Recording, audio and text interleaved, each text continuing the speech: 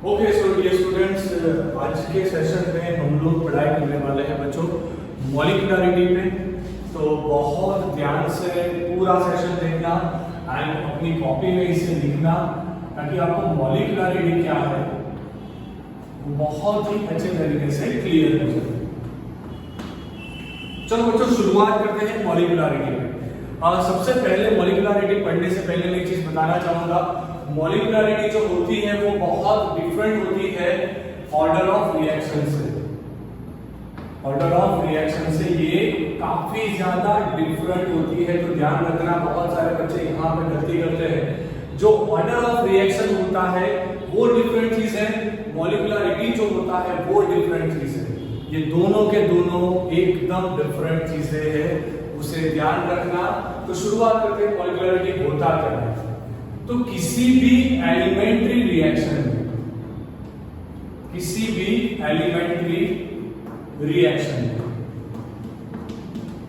अब क्वेश्चन ये आएगा एलिमेंट्री रिएक्शन क्या होता है। वैसी रिएक्शन जहां पे मैक्सिमम 3 स्पीसीज इन्वॉल्व हो।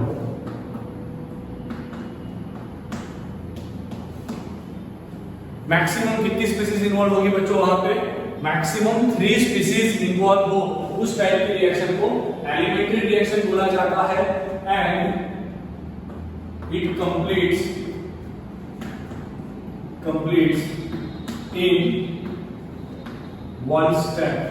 एंड बच्चों ये जो एलिमेंट्री रिएक्शन होती है ना वो एक ही स्टेप में कंप्लीट होती है, सिंगल स्टेप में कंप्लीट होती है। जैसे कि मान लो कि ए हमने कुछ मॉलिक्यूल लिया एंड ए का डिकम्पोजिशन होने के, जब ए का डिकम्पोजिशन हुआ तो आपको मिला B+C। जैसे कि आप एग्जांपल ले लो NH4 NO2 अमोनियम नाइट्रेट का। अगर आपने अमोनियम नाइट्रेट को डिकम्पोज कर दिया, ये रिएक्शन आप लोग बच्चों ग्रुप नंबर 15 में पढ़ोगे पी ब्लॉक पढ़ने के दौरान। ये है अमोनियम नाइट्रेट। अमोनियम नाइट्रेट को अगर आपने हीट कर दिया तो यहाँ पे होगा क्या, 2H2O बाहर निकलेगा, तो 4 हाइड्रोजन चले गए, 2 ऑक्सीजन चला गया एंड प्लस नाइट्रोजन गैस बाहर निकलेगा। तो अभी आप ध्यान से देखो, यहाँ पे सिर्फ और सिर्फ एक ही मॉलिक्यूल, एक ही रिएजेंट, एक ही रिएक्टेंट इन्वॉल्व है, ओनली वन रिएक्टेंट इन्वॉल्व है। इस टाइप की रिएक्शन को यूनिमॉलिक्यूलर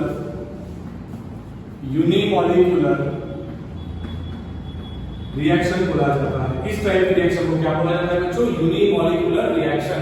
उस टाइप की रिएक्शन के जहां पे सिर्फ और सिर्फ एक ही रिएक्टेंट होगा, सिर्फ और सिर्फ कितना रिएक्टेंट होगा? एक ही रिएक्टेंट होगा, तो उसे बोला जाता है यूनिमॉलिक्यूलर रिएक्टेंट। ध्यान रखना बच्चों, बहुत इंपॉर्टेंट चीज है, बहुत इंपॉर्टेंट चीज। दूसरा एक रिएक्शन हम देखेंगे यहां पे N2 + 3H2 gives 2NH3। अभी आप ध्यान से देखें, नाइट्रोजन का एक मॉलिक्यूल इन्वॉल्व है रिएक्शन में, हाइड्रोजन का 3 मॉलिक्यूल इन्वॉल्व है, कुल मिलाकर यहाँ पे 4 मॉलिक्यूल रिएक्शन में इन्वॉल्व है। अभी आप एलिमेंट्री रिएक्शन का डेफिनेशन देखो, मैक्सिमम कितने स्पीसीज होने चाहिए? 3 स्पीसीज। अब मैं समझाता हूं बच्चों ये मॉलिक्युलरिटी क्या होता है। मतलब ये हुआ कि ये वाला जो रिएक्शन था ये एलिमेंट्री रिएक्शन है, पर ये वाला रिएक्शन एलिमेंट्री रिएक्शन नहीं है। अब ये क्वेश्चन होता है कि चलो एलिमेंट्री रिएक्शन को हमें मालूम हो गया कि एलिमेंट्री रिएक्शन क्या होता है, एलिमेंट्री रिएक्शन क्या होता है वो समझ में आ चुका। अब पढ़ाई करना है मॉलिक्युलरिटी क्या है। अभी ध्यान से समझो मॉलिक्युलरिटी क्या है। सबसे पहली चीज, molecularity can not be greater than 3। Molecularity की वैल्यू कभी भी 3 से ज्यादा नहीं हो सकती। पहले तो ये चीज दिमाग में बिठा दो। ओके, अब ध्यान से समझना कि कोई भी केमिकल रिएक्शन कैसे होती है। ओके, कोई भी केमिकल रिएक्शन, मान लो हमने लिया H2 + O2 gives 2H2O, यहां पे रखा 2। अभी आप ध्यान से देखो, ये पानी का फॉर्मेशन का रिएक्शन मैंने दिया आपको। 2 हाइड्रोजन इन्वॉल्व, 1 ऑक्सीजन इन्वॉल्व, कुल मिला के 3 मॉलिक्यूल इन्वॉल्व है। अब होगा क्या, पानी कब बनेगा, when water will be produced, when water will be formed। ये सबसे बड़ा क्वेश्चन निकल के आता है बच्चों कि पानी कब बनेगा। तो पानी कब बनेगा, जब 2 हाइड्रोजन के मॉलिक्यूल, 1 ऑक्सीजन का मॉलिक्यूल बहुत सक्सेसिवली, ये हाइड्रोजन के मॉलिक्यूल है, ये ऑक्सीजन का मॉलिक्यूल है, ये तीनों मॉलिक्यूल, ये मॉलिक्यूल 1, मॉलिक्यूल 2, मॉलिक्यूल 3, ये तीनों मॉलिक्यूल जब एक दूसरे के साथ टकराएंगे, मतलब एक दूसरे के साथ कोलिजन होगा, तभी बहुत सक्सेसिव कोलिजन होगा, तब ये तीनों मिलके एक मॉलिक्यूल H2O का जनरेट करेंगे। ओके, मतलब कि मॉलिक्यूलरिटी किसे बोला जाता है, in any elementary reaction. Right down in your notebook my dear students, फटाफट से अपनी नोटबुक में लिखो, in any elementary reaction number of species that are involve in a successive collision is known as a molecularity। अब मैं आपको trick सिखा देता हूं, किसी भी मॉलिक्यूलरिटी को फाइंड करने की टेक्निक क्या होती है, जो भी रिएक्टेंट दिया है उसका स्टोइकियोमेट्रिक कोएफिशिएंट का समेशन लगा दो। पर ध्यान रखना, मॉलिक्यूलरिटी 3 से ज्यादा कभी नहीं हो सकती, मॉलिक्यूलरिटी 3 से ज्यादा नहीं हो सकती। दूसरी चीज, molecularity can not B negative, it can not B 0 और डेसिमल।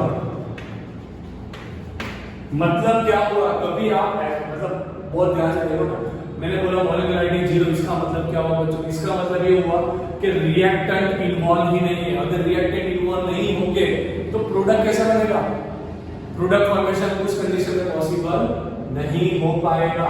अगर मैंने बोला माइनस मॉलिक्यूलरिटी माइनस, मतलब कि यहाँ पे कोई वैल्यू माइनस में होगा, H2 के सामने -1 रखो, इसका कोई मीनिंग नहीं निकलता, वो मीनिंगलेस हो जाता है।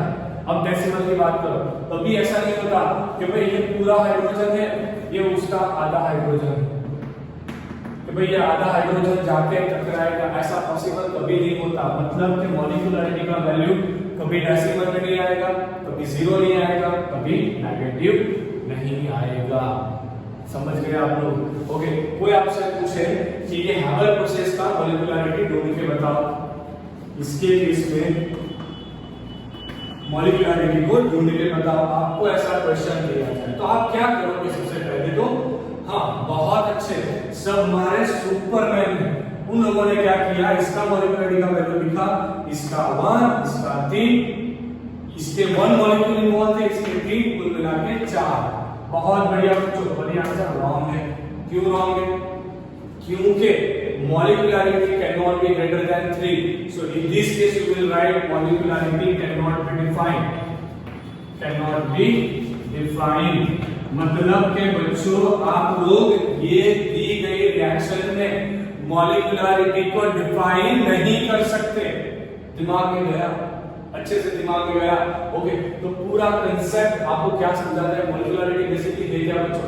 तो कोई भी एलिमेंट्री रिएक्शन में जो स्पीसीज सक्सेसिव कोलिजन के लिए इन्वॉल्व है। अब मैं दूसरी चीज आपको बहुत इंपॉर्टेंट समझा रहा हूं, फोकस करना, 100% कंसंट्रेशन लगाना, क्योंकि ये काइनेटिक समझने के लिए बहुत ज्यादा इंपॉर्टेंट है। चलो हम लोग 3 एग्जांपल लेते हैं, एग्जांपल 1, एग्जांपल 2, एग्जांपल 3। ओके, जो रिएक्शन एलिमेंट्री नहीं होती ना बच्चों, उसे हम लोग क्या बोलते हैं, कॉम्प्लेक्स रिएक्शन। जो रिएक्शन एलिमेंट्री नहीं होती उसे हम क्या बोलेंगे, कॉम्प्लेक्स रिएक्शन। तो Haber process is an example of complex reaction. सही है। अब देखो मैं समझा रहा हूं आपको पूरा कंसेप्ट बहुत अच्छे से। पहली बार मेरे पास A था, A से B बना। ओके, दूसरे केस में A प्लस B था, उससे C बना।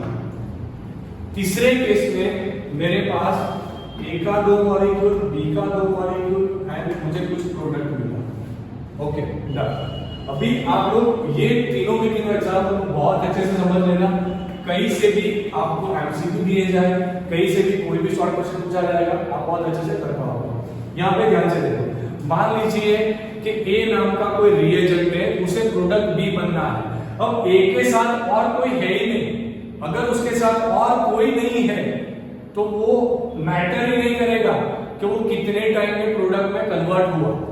समझो, मेरी बात समझने का कोशिश करो बच्चों। यहाँ पे क्या हो रहा है, ए एंड बी, मैंने मान लो कि ये कंटेनर में ए भरा बी भरा। अब ए एंड बी का जब सक्सेसिव कोलिजन होगा, ए एंड बी जाके टकराएंगे, तभी तो प्रोडक्ट सी का फॉर्मेशन पॉसिबल होगा। मतलब कि यहाँ पे प्रोबेबिलिटी आती है, जब दो रिएक्टेंट आ गए तब क्या आएगी, प्रोबेबिलिटी। मतलब कि अब डिपेंड करेगा, भाई ए घूम रहा था कंटेनर में, बी भी घूम रहा था, पर ए एंड बी ने कब जाके सक्सेसिव कोलिजन लगाया, कितना टाइम लिया वो कोलिजन लगाने में, वो प्रोडक्ट बनने पे डिपेंड कर, मतलब प्रोडक्ट कितने देर में बनेगा वो डिपेंड करता है ए एंड बी का सक्सेसिव कोलिजन कितने टाइम में हुआ। अब आप खुद से दिमाग लगाओ, अगर मैंने यहाँ पे कोई और तीसरा रिएक्टेंट, ये रिएक्टेंट सी है, वो भी लिया होगा, तो अब क्या होगा, अब प्रोबेबिलिटी और भी घट जाती है, डिक्रीज हो जाती है प्रोबेबिलिटी कि ए बी एंड सी तीनों के तीनों कोई एक टाइम में सक्सेसिव कोलिजन लगाए। अब अपने आप से दिमाग लगाओ बच्चों, यहाँ पे कोई शक्तिमान साइंस नहीं है, बहुत इजी है। ओके, खुद से दिमाग लगाओ, कंटेनर में आपने ए के 2 मॉलिक्यूल, बी के आपने भरा 2 मॉलिक्यूल, कुल मिला के आपने इतने सारे मॉलिक्यूल्स ऑलरेडी प्रोडक्ट बनाने के लिए लिए हुए हैं। तो होगा क्या यहाँ पे होगा यूं कि सक्सेसिव कोलिजन होने का प्रोबेबिलिटी बढ़ जाएगा। मतलब कि कॉम्प्लेक्स रिएक्शन को कोलिजन थियरी से कभी नहीं समझाया जा सकता। ओके, अभी आप लोगों के कंसेप्ट में गया होगा कि मॉलिक्यूलर बेसिकली होता क्या है। अगर दो रिएक्टेंट लिए हैं तो ए का स्पीसीज बी का स्पीसीज, ये दो स्पीसीज जब सक्सेसिव कोलिजन लगाते हैं प्रोडक्ट में कन्वर्ट होता है तभी प्रोडक्ट बनेगा। तो ये दोनों स्पीसीज का नंबर, उससे ही मॉलिक्यूलरिटी बोला जाता है। फिर से एक बार रिपीट कर रहा हूं, order of reaction and molecularity different है। ओके, अब हम लोग एग्जांपल सॉल्व करेंगे मॉलिक्यूलरिटी के लिए, उसके बाद में ऑर्डर ऑफ रिएक्शन तक थोड़ा डिस्कस कराऊंगा वो कैसे डिफरेंट आएगा, एंड लास्ट में स्लो फर्स्ट ऑर्डर रिएक्शन। इसके साथ हमारा आज का सेशन कंप्लीट हो जाएगा। First of all take a screenshot fast. Okay, so dear students, let's solve the example based on the molecularity. सबसे पहला एग्जांपल बुक में दिया गया है NH4NO2 अमोनियम नाइट्रेट वाला। अभी हम लोगों ने सॉल्व किया बच्चों, यहां से आपको डीकंपोजिशन रिएक्शन हो रहा था एंड आपको मिला था यहाँ पे 2H2O प्लस आपको यहाँ पे मिला था नाइट्रोजन गैस। आपको जैसे अगर आपको मॉलिक्यूलरिटी फाइंड करना हो तो यहाँ पे सिर्फ और सिर्फ आप रिएक्टेंट की साइड पे फोकस करोगे। तो ध्यान से देखना, रिएक्टेंट की साइड पे यहाँ पे स्टोइकियोमेट्रिक कोएफिशिएंट 1 है, मतलब कि ये रिएक्शन के लिए मॉलिक्यूलरिटी 1 होगा। कितना होगा मॉलिक्यूलरिटी? 1 होगा। दूसरा एक रिएक्शन यहाँ पे दिया गया है 2HI, वो आपको दे रहा था H2 plus I2। It's a dissociation of hydrogen iodide. बहुत इंपॉर्टेंट रिएक्शन है बच्चों, ध्यान रखना है यहाँ पे। तो ध्यान से देखो, यहाँ पे दो स्पीसीज इन्वॉल्व है, मतलब कि HI का एक मॉलिक्यूल, HI का दूसरा मॉलिक्यूल, कुल मिला के दो स्पीसीज रिएक्शन में इन्वॉल्व है। ओके, सो यहाँ पे मॉलिक्यूलरिटी का वैल्यू आएगा 2। ओके, तीसरा रिएक्शन यहाँ पे दिया गया है बच्चों 2NO plus O2 gives 2NO। अब इस केस में मॉलिक्यूलरिटी कितना आएगा? यहाँ का 2, यहाँ का 1, कुल मिला के 3, मॉलिक्यूलरिटी आएगा 3। एंड ये तीनों के तीन रिएक्शन बच्चों एलिमेंट्री रिएक्शन है। ये तीनों के तीनों कैसे रिएक्शन है बच्चों? एलिमेंट्री रिएक्शन है। चौथा रिएक्शन यहाँ पे आपको दिया गया है KClO3 plus 6 FeSO4 plus 3 H2SO4 gives KCl plus 3 Fe2SO4 3 times plus 3 H2। यहाँ पे ध्यान रखना, यहाँ पे क्या गलती आप कर बैठोगे, मॉलिक्युलरिटी 6 + 1 7 + 3 10 नहीं होगा। ध्यान रखना, मॉलिक्युलरिटी cannot be 10, means molecularity cannot be defined.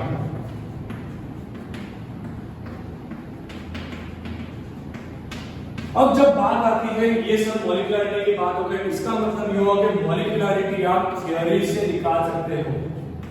Theory से मतलब थ्योरेटिकली आप मॉलिक्युलरिटी का वैल्यू निकाल सकते हो, पर आप rate order of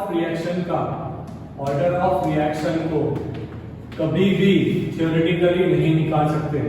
can not be decided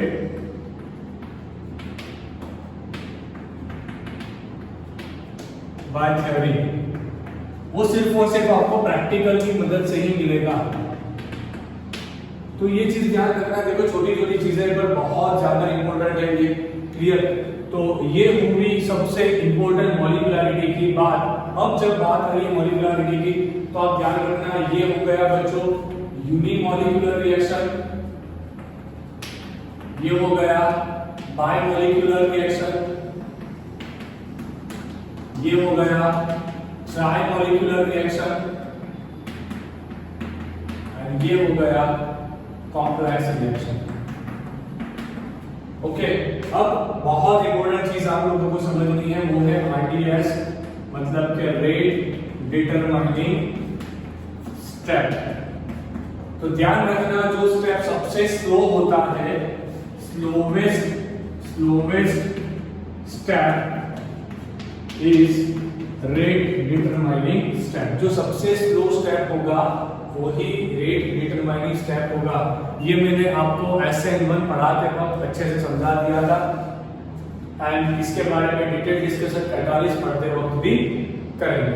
okay, तो ये मॉलिक्युलरिटी का पूरा अच्छे से कंसेप्ट एक बार देख लेना, प्रिपेयर कर लेना, लो कॉपी में लिख लेना। अब एक इंडेक्स वाला क्वेश्चन जो यहाँ पे दिया है 4.3,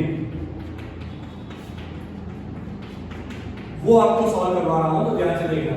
क्वेश्चन है, for a reaction A + B gives product, A + B gives product. आप अपना टेक्स्ट बुक लेके बैठना अपने साथ, एंड वहां से एक बार ये पूरी चीज देख लेना। इंडेक्स वाला क्वेश्चन देखो, वहां पे दिया है A + B gives product, the rate low is given by R = K A⁻², B⁻²। Okay, what is the order of reaction? आपको फाइंड करना है ऑर्डर ऑफ रिएक्शन। तो बहुत आसान होता है बच्चों, हम करेंगे क्या, 1 + 2 + 2 करेंगे, सो ये आएगा 1 + 4/2 = 5/2। ये फ्रैक्शन आ रहा है, ध्यान से देखना। पर मॉलिक्युलरिटी कभी फ्रैक्शन नहीं होता, मॉलिक्युलरिटी कभी जीरो नहीं होता, मॉलिक्युलरिटी कभी नेगेटिव नहीं होता। जब कॉम्प्लेक्स रिएक्शन की बात आएगी तो ध्यान, for complex reaction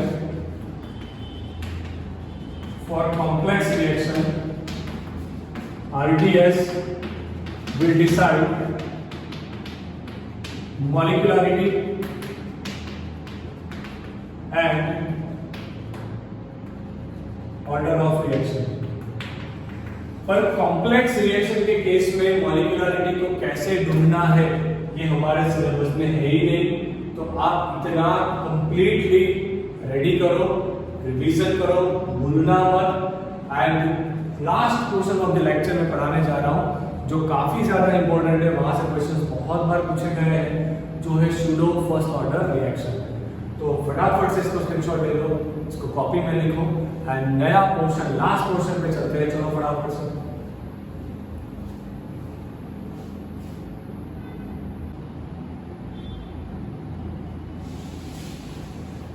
Okay, so dear students, let's start the last portion of the lecture, that is the Pseudo first order reaction.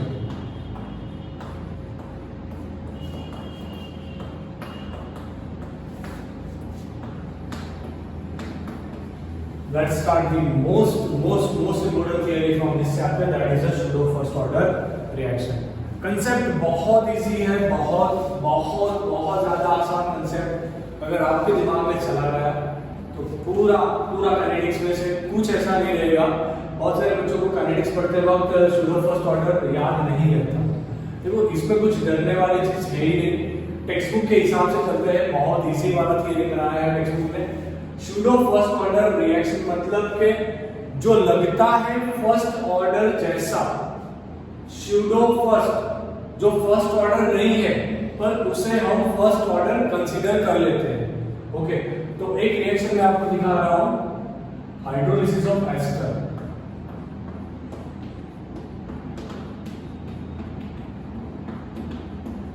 चलो एक काम करते हैं, यहां पे हमने लिया CH3,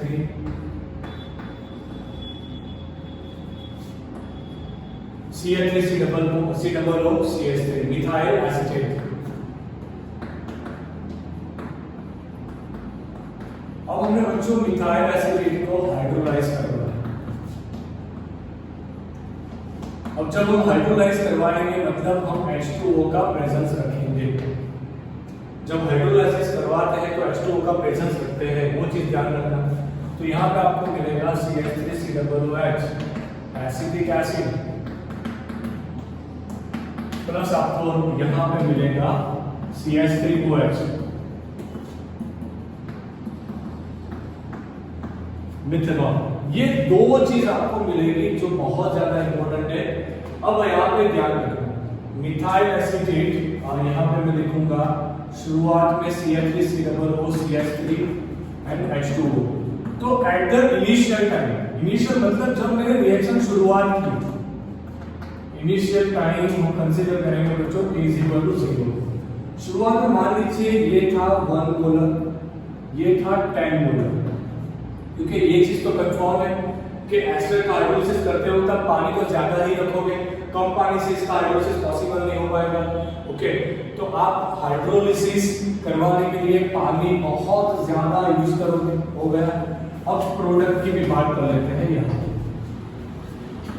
प्रोडक्ट में इनिशियल में प्रोडक्ट एसिटिक एसिड का होगा 0 मोलर, मिथेनॉल का भी होगा 0 मोलर।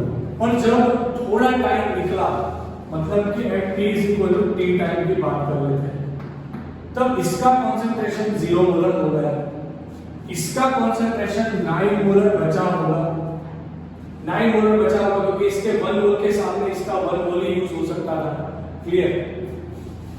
तो यहाँ पे कितना फॉर्म हुआ होगा, यहाँ पे 1 मोलर फॉर्म हुआ होगा। इससे साबित ये हुआ बच्चों कि ये जो एस्टर है, ये एस्टर एक लिमिटिंग रिएजेंट है। ये एस्टर बच्चों क्या है? Limiting reagent. लिमिटिंग रिएजेंट क्या होता है तो वो चीज आपको समझनी है, बहुत इंपॉर्टेंट है। मान लीजिए घर पे मेहमान आ रहे हैं, आपको चाय बनानी है। चाय बनाने के लिए जो सबसे जरूरी 3 चीज है, एक होगा शुगर, दूसरा होगा मिल्क और तीसरा होगा टी लीव्स। ये 3 चीज सबसे ज्यादा इंपॉर्टेंट होती है, sugar, milk and tea leaves. मेहमान घर पे आ रहे हैं, आपको चाय बनानी है, ओके, तो ये तीनों में तीनों चीज चाहिए होगी। शुगर आपके पास मान लीजिए 10 kg है, टी लीव्स आपके पास मान लीजिए 2 kg है, पर मिल्क आपके पास मान लीजिए सिर्फ 200 ml है। तो आप कितनी चाय बना पाओगे वो किस पे डिपेंड करेगा? वो डिपेंड करेगा मिल्क की क्वांटिटी पे। वो डिपेंड करेगा बच्चों मिल्क की क्वांटिटी पे, क्योंकि मिल्क सबसे कम क्वांटिटी में है, मतलब कि लिमिटिंग रिएजेंट डिपेंड करता है, लिमिटिंग रिएजेंट पे डिपेंड करता है कि आपका प्रोडक्ट कितना आएगा। तो यहाँ पे बहुत क्लियर है बच्चों कि यहाँ पे एसिटिक एसिड कितना आएगा, मिथेनॉल कितना आएगा, वो किस पे डिपेंड करेगा? सिर्फ और सिर्फ इसके कॉन्सेंट्रेशन पे डिपेंड करेगा।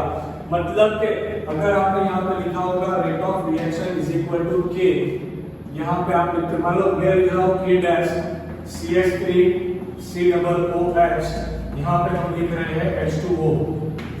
यहाँ का पावर 1 होता है ऐसा दिया गया है मान लीजिए, पर जैसे आप जानते हो H2O बहुत एक्सेस में होगा। अब जो चीज एक्सेस में है और वो प्रोडक्ट पे डिपेंड भी नहीं कर रही है, क्योंकि प्रोडक्ट आपके पास शुगर 10 kg है पर उससे फर्क नहीं पड़ता, फर्क पड़ता है मिल्क कितना है। अगर मिल्क भी इतना होता तब फर्क पड़ेगा कि टेन्यूज कितने हैं। ओके, तो यहाँ पे ये एक्सेस में है, तो इसे हम लोग बच्चों कांस्टेंट कर देंगे। तो इस केस में याद रखना K डैश इंटू H2O, इसको मैंने नया कांस्टेंट, एक नया कांस्टेंट मैंने डिक्लेयर कर दिया है यहाँ पे। So K is equal to new constant, तो यहाँ पे हम लिखेंगे K इंटू CH3COOH। तो एग्जैक्टली बच्चों आप ध्यान से देखो तो सही में एस्टर का हाइड्रोलिसिस सेकंड ऑर्डर होना चाहिए था, यहाँ पे सेकंड ऑर्डर होना चाहिए था, पर निकल के क्या आ रहा है फर्स्ट ऑर्डर, मतलब कि स्यूडो फर्स्ट होना चाहिए था सेकंड ऑर्डर, पर निकल के आ रहा है फर्स्ट ऑर्डर। ऐसा एक और एग्जांपल आपके एनसीईआरटी में दिया गया है, उसके ऊपर में फोकस करना है। यह है शुगर, इसका इन्वर्जन आपने करवाया, शुगर का इन्वर्जन। तो आपको यहाँ पे C6H12O6 प्लस C6H12O6 मिलेगा। तो यहाँ पर भी जो कॉन्सेंट्रेशन आएगा वो डिपेंड कर, मतलब जो रेट ऑफ रिएक्शन आएगा बच्चों वो डिपेंड करेगा सिर्फ और सिर्फ शुगर के कॉन्सेंट्रेशन पे। मतलब ये भी शुरू फर्स्ट ऑर्डर रिएक्शन हो चुका है। बस तो आज के सेशन में डियर स्टूडेंट्स इतना ही। हम श्योर आप लोगों को पूरा कंसेप्ट बहुत ही कंप्लीट तरीके से समझ में आ गया होगा। मैंने बहुत ही इलैबोरेट करके पूरा कंसेप्ट आपको बता दिया है। एंड प्लीज डियर स्टूडेंट्स, आप लोग एक्सरसाइज से क्वेश्चंस ढूंढते रहो, उसे सॉल्व करते रहो। जितना फिजिकल केमिस्ट्री में प्रैक्टिस करोगे उतना कम है, कभी डिफिकल्ट नहीं होगा। फिजिकल केमिस्ट्री हम लोग डिफिकल्ट बनाते हैं, एक बार फिर से रिवीजन कर लेना, revising for one more time.